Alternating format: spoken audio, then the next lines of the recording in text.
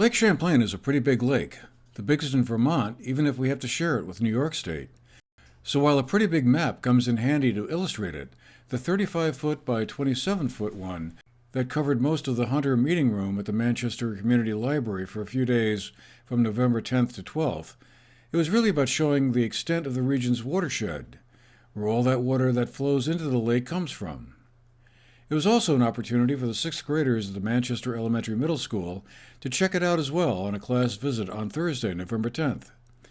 We turned to Megan Hill, the Education Program Manager at the Vergennes Vermont-based Lake Champlain Maritime Museum, to explain some of that. So this shows the entire Lake Champlain watershed. So you can see we have the lake right in the middle, and then all of the land depicted on the map. Actually, any water in that area will eventually flow to the lake, which will then flow to the Richelieu River and out into the Atlantic. It's a huge piece of land that we think of all of the land as being very disconnected from the lake the farther away you get, but actually it's all interconnected. So everything, one of the activities that I'm going to do with the kids is where they're going to throw an imaginary candy wrapper on the ground, and then there's going to be a heavy rain and it's going to wash into the closest river, and they'll trace where it will go from there. So the path will actually take them to Lake Champlain and then up to Canada and to the river. So it just to kind of, it's the purpose of the map is to illustrate how interconnected everything is. So even we have a piece of the map right here where it shows the different watersheds in Vermont. So we're actually at a pretty interesting point where we are in Manchester right now, where we have 3 watersheds connecting.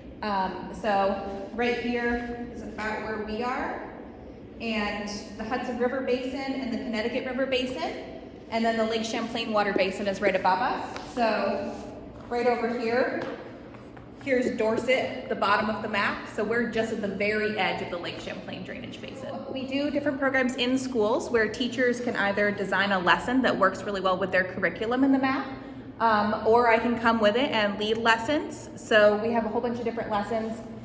Most of them are focused on watershed science, so that study of where the water will end up, but we also do have a couple of lessons that we can do focused on the Revolutionary War, on the different Abenaki names for places in this area, latitude and longitude.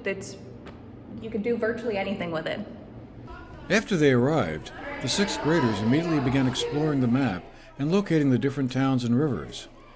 It was tied into a trout spawning program they were working on back in the classroom, said one of their teachers, Melissa Rice. We're actually starting trout in the classroom. So we raised trout in January, and so we started a watershed project to find out where our trout are going to go once we release them. And we're also working with Merck Forest and doing an inquiry study all year long.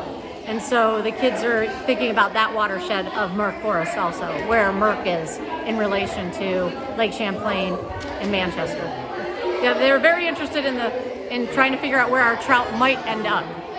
Are they going to the Atlantic Ocean, and how might they get there? Are they going to the Hudson River, or are they going to Lake Champlain? So that's been a part of our process right now. Watersheds can be pretty fascinating.